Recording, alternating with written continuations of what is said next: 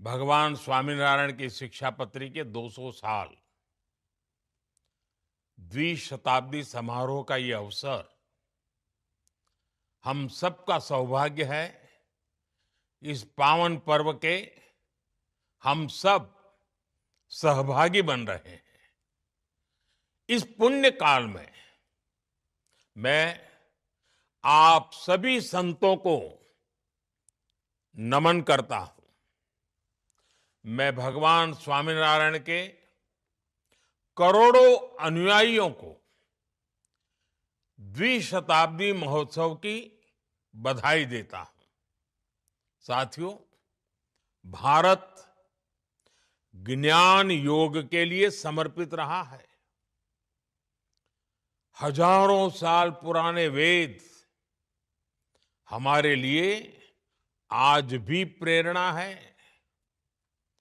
हमारे ऋषि मुनियों ने तत्कालीन समय के अनुरूप वेदों के प्रकाश में उस समय की व्यवस्थाओं को निरंतर विकसित किया।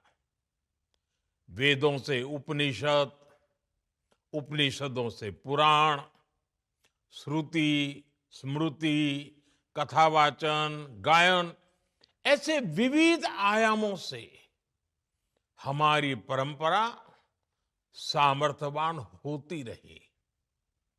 साथियों, समय की आवश्यकता के अनुसार अलग अलग कालखंड में महात्मा, ऋषि, मनीषियों ने इस परंपरा में नए नए अध्याय जोड़े। हम सभी जानते हैं, भगवान स्वामीनारायण के जीवन के प्रसंग लोक शिक्षा, लोक सेवा से जुड़े रहे। इसी अनुभव को उन्होंने सरल शब्दों में समझाया। शिक्षापत्री के रूप में भगवान स्वामीनारायण ने हमें जीवन का अनमोल मार्गदर्शन दिया।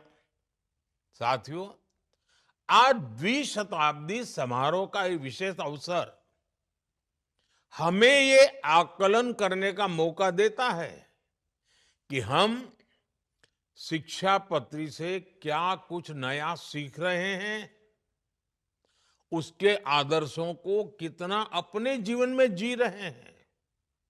साथियों, भगवान स्वामीनारायण का जीवन साधना के साथ साथ सेवा की भी प्रतिमूर्ति था।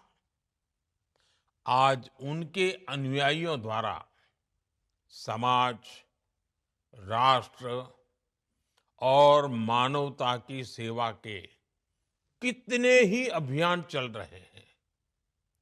शिक्षा और स्वास्थ्य से जुड़े प्रकल्प, किसान कल्याण के संकल्प,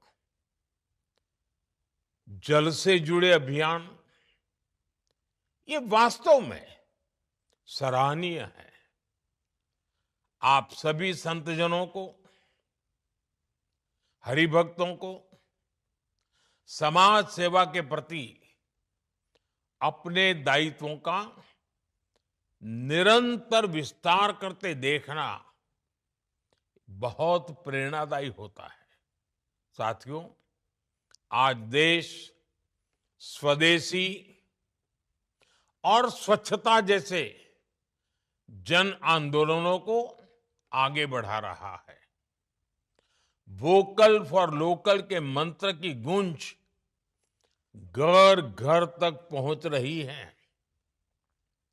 इन अभियानों से आपके प्रयास जुड़ेंगे तो शिक्षापत्री की द्विशताब्दी का ये पुण्य समारोह और भी अविस्मरणीय बन जाएगा।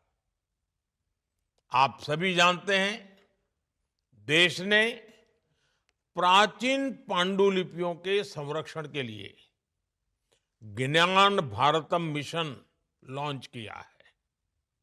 मेरा ये आग्रह है कि आप जैसे सभी प्रबुद्ध संगठन इस काम में और ज्यादा सहयोग करें।